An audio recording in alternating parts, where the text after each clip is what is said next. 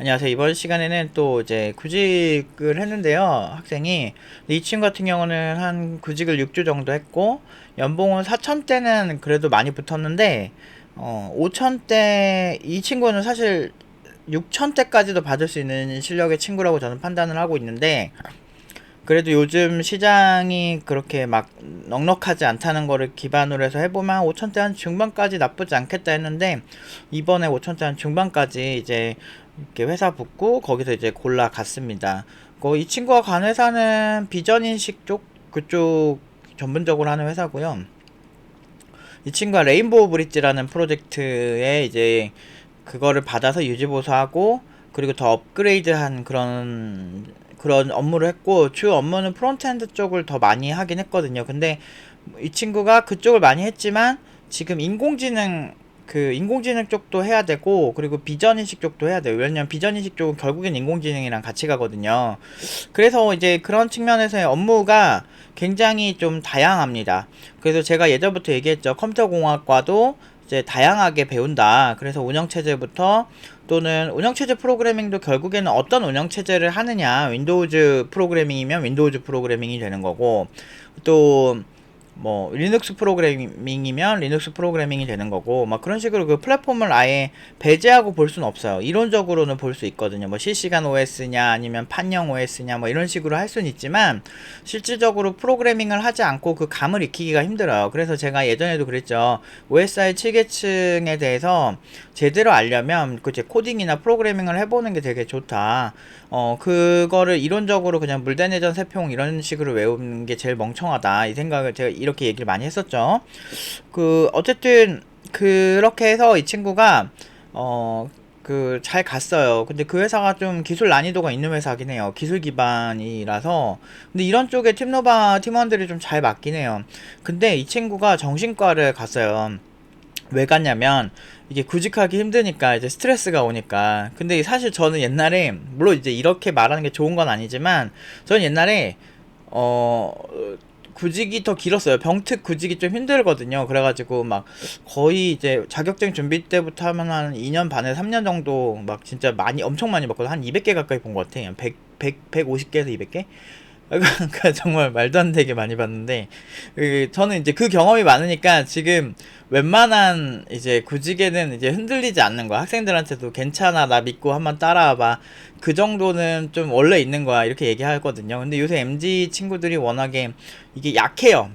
체력이 되게 약하고 뭔가 이렇게 지속 끈기 있게 하는 거에 되게 약해. 왜냐면 이런 작은 도파민에 어렸을 때부터 중독이 되고, 그러다 보니까 작은 도파민이 발현되고 그걸 끈기 있게 해나가는 게 되게 중요한 능력인데, 옛날에는 저 어렸을 때만 해도 막 마을에서, 동네에서, 서울인데도 불구하고 거기서 이제 막 다 이제 큰 나무가 있어서 거기서 이제 모여서 놀고 막 그랬었거든요. 나름 그런 마을 문화가 좀 남아 있었어, 제가 어렸을 때가.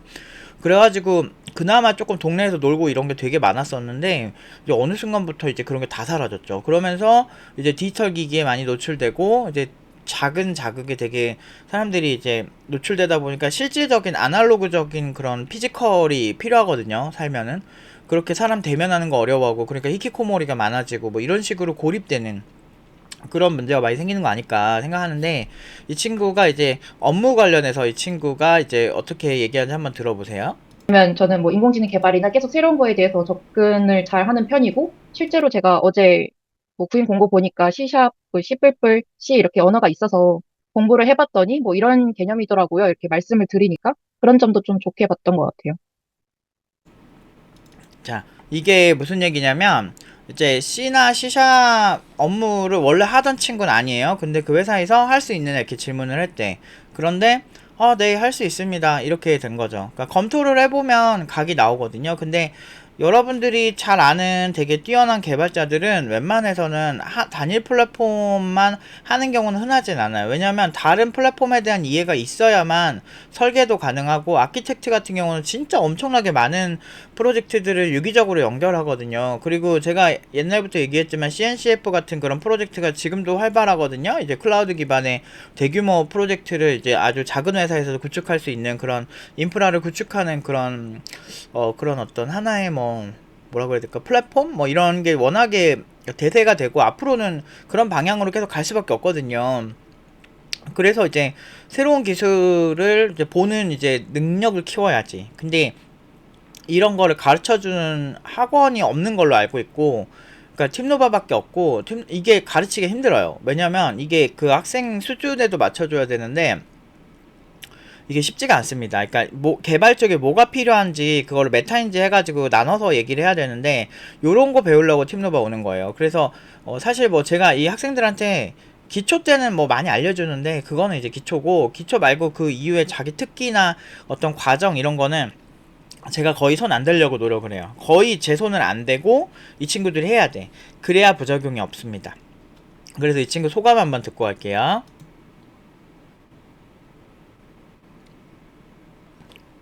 전 멘탈이 많이 흔들렸던 저를 정신 차리게 해주신 노프 팀장님께 너무 감사드리고요.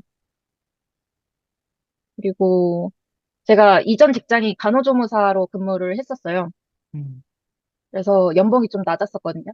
근데 이제 2배 이상 돼서 와, 그 점에 많이 올랐네. 대해서도 네, 감격스럽고 이 모든 기반을 만들어 주셔서 너무 감사하고요. 그리고 뭐 아시다시피 이제 제가 멘탈적으로 많이 약한 케이스였잖아요. 그렇지. 그래서 저는 또 오래 걸린 케이스기도 하고 그래서 다들 저보다는 멘탈이 강할 거라고 생각을 해서 다들 잘 버틸 수 있고 잘 하실 거라고 생각을 합니다. 야, 너 모두 얼마나 걸렸어? 저 7주요. 7주? 아, 6주가 야, 아니라 유수가 더 7주네. 네. 걸렸어. 유수가 두 달, 이건 좀 딴 얘기라. 한 7주 정도 걸렸네요. 7주. 그래서 이 친구 같은 경우는 간호조무사였기도 했고, 이 친구가 좀 인상 깊은 게 하나가 있어요. 그러니까 제가 거의 막바지에 이 친구가 좀 지친 거예요, 구직이. 그래서 근데 웬만한 친구들 구직할 때 사실 막 길게 하시는 분은 3개월부터 6개월 사이에 많이 하시지 않나요? 일반적인 개발자가. 그러니까 바로 해서 가면은 좋겠지만 내가 원하는 레벨의 회사가 나오기 힘들거든요. 이 회사가 되게 기술적으로 되게 디테일한 회사예요. 그래서 어떤 분야인지는 얘기를 안 할 건데 그 얘기하면은 거기 막 전화해가지고 막 괜히 이렇게 해코지 하려는 되게 못된 사람들 많거든요. 세상은 질투하는 사람들이 너무 많습니다. 그래서 이 친구를 보호하기 위해서 저는 학생이 어디 갔는지는 잘 안 알려줘요. 그 학생이 공개해도 된다고 하지 않는 이상은 제가 알려주지 않습니다. 근데 아무튼 이 회사가 이런 이제 비전인식을 활용하는데 굉장히 그런 되게 디테일한 그런 게 있어요. 그래서 뭐 그 말하면 티가 뭐 몇 개 기업밖에 없기 때문에 근데 아무튼 기술적으로 되게 재밌더라고요. 저는 되게 나도 이런 것도 한번 해보고 싶다 그런 분야 중 하나였는데 그래서 잘 간 거예요. 근데 이쪽에서 이 친구가 원래 하던 거를 하지 않지만 그것도 이제 아무렇지 않게 잘 해내갈 거예요. 그러니까 다뤄야 되는 언어가 한 3개 정도 되는 것 같아요. 못해도 3, 4개 정도. 그런 것 같고, 그래서 일반적인 개발자들한테는 잘 안 가는 프로젝트예요. 그래서 보통 이제 단일 플랫폼하고 단일 과목, 이거는 너무 진부한 거예요. 그 옛날에 그 JSP가 대세일 때, 그 웹 개발자가 대세일 때가 있었어. 한 10년 전쯤? 그때까지면은 뭐 나쁘지 않은데, 지금은 물론 웹도 여전히 잘 되지만, 이제 그 기술이 되게 광범위해졌어요. 그러니까 웹 서버를 세팅하는 것도 이제 광범위해졌고, 아무튼 그런데 이 친구가 막바지에 한 2주 정도 쉬고 싶다는 거야, 나한테. 그래서 2주 정도 쉬고 싶다고 왜 그랬더니, 그냥 좀 지쳤대. 웬만한 사람들은 사실 더 힘든데. 그래서 멘탈 약한 거, 요즘 친구들 멘탈이 좀 약해. 그래서 어차피 2주 쉬면 좋아질 것 같아? 라고 내가 그랬어. 좋아지지 않을걸? 아무것도 안 좋아질걸? 그냥 회피지. 그냥 2주 쉬면은 뭔가 될 것 같은데 요즘 사람들 퇴사하고서 그 다음에 재구직 안 하는 거랑 되게 비슷한 건데 자꾸 쉬게 되는데 좋은 의미로 쉬는 거면 상관이 없는데 안 좋은 의미로 쉬게 되니까 뭔가 포기하듯이 쉬는 거잖아. 그런 식으로 가게 되면 결과적으로 너한테 남는 게 별로 없다. 오히려 더 안 좋은 생각만 많이 생기고 그럴 때일수록 오히려 더 정신없이 부딪히고 정신없이 면접 보고 그러면서 경험을 쌓고 하는 게 좋다라고 했죠. 근데 보통은 이제 오래 걸리는 친구들이 내가 이거 고쳐달라고 하면 그거 잘 못 고쳐. 지금 이런 것 때문에, 이런 부분들 때문에 아마 상대방이 되게 너에 대해서 오해하는 것 같다. 사실 너는 그런 친구가 아닌데 훨씬 더 괜찮은 친구인데, 뭐 그런 얘기들 몇 가지 해줘요. 굉장히 개인적인 얘기라, 이런 거는 개인 코칭 그런 얘기라 제가 적나라하게 얘기는 못 해드리는데, 근데 그런 것들이 다 있습니다. 학생들마다. 이게 보면은 또 어떤 되게 아저씨가 와가지고 아니 무슨 뭐 면접 준비를 잘한다고 더 잘 뽑히고 그런 게 있냐? 실력 있으면 되지. 이렇게 얘기하는데 팀노바 팀원들은 실력이 없는 친구들이 없어요. 근데 이게 연봉 3천달이 막 그런 개발자들을 뽑을 때 그냥 어이구 자네 태도가 성실하고 좋구만 이러면서 뽑는 느낌이랑 연봉 5,500이랑은 많이 달라요. 여러분들 5천대 중반 연봉은 그러니까 잘 생각해 봅시다. 중소기업 기준으로 1년마다 그냥 큰일 없으면 평타 치면 300씩 오르거든요.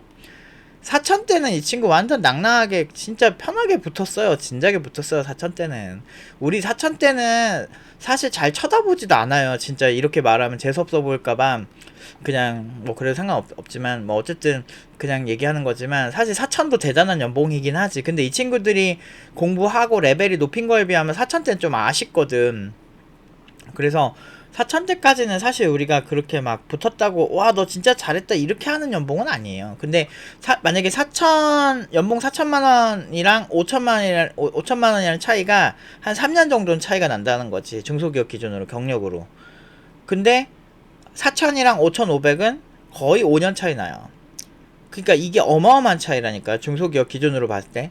그러니까 애초에 노리는 게 뭐 중소기업 기준으로 평타 치면서 사는 게 우리 목표가 아니야.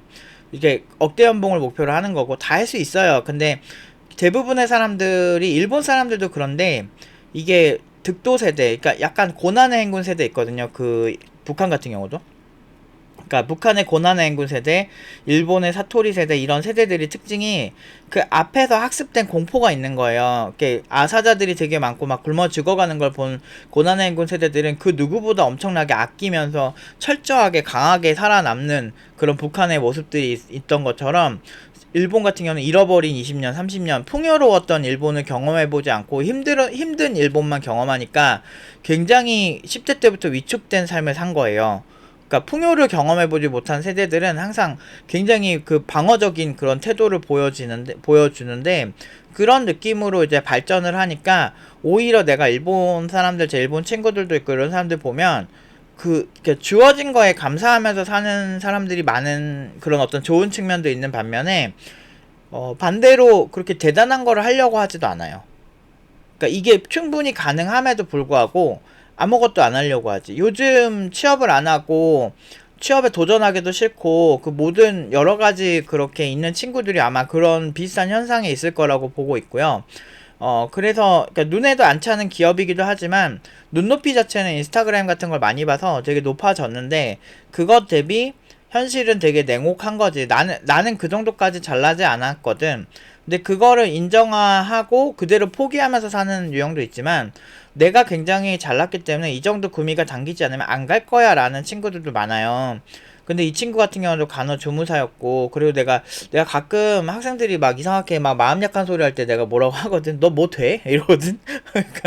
그러니까 사실 따지고 보면 취업 컨설팅이나 모든 게 다 노프 팀장이 모든 각을 잡아주고 이력서 검토부터 모든 걸 내가 다 하는데 그냥 날 믿고 따라하면 되거든. 그러면 이렇게 되거든? 근데 거기서 이제 자기들 스스로 이제 막 이제 여러 생각하면서 뭐 멘탈 쪼개지고 막 그러는데 되게 웃긴 건 그런 우울증이나 이런 게 일시적으로 생기잖아요. 근데 재밌는 거는 회사 붙으면 다 사라져.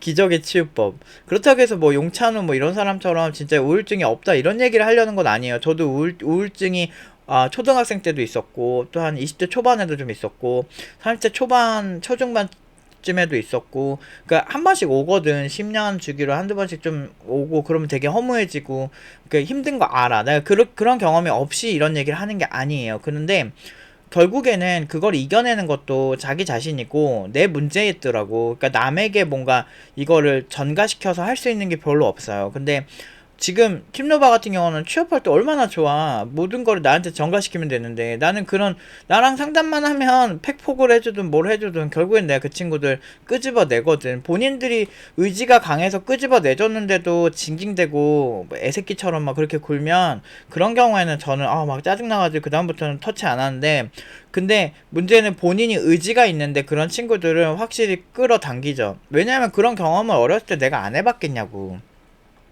제가 왜 여러분들 보면은 그 엄청나게 많은 커뮤니티 막 10만 명 이런 사람들이 막 엄청나게 저격하고 그렇게 저격해가지고 저거 다 사귈 거라는 둥 막 그런 지랄지랄 했는데 교육청에서 그렇게 검수가 많이 하는데 한 번도 페널티 안 받았잖아요, 우리 여지껏.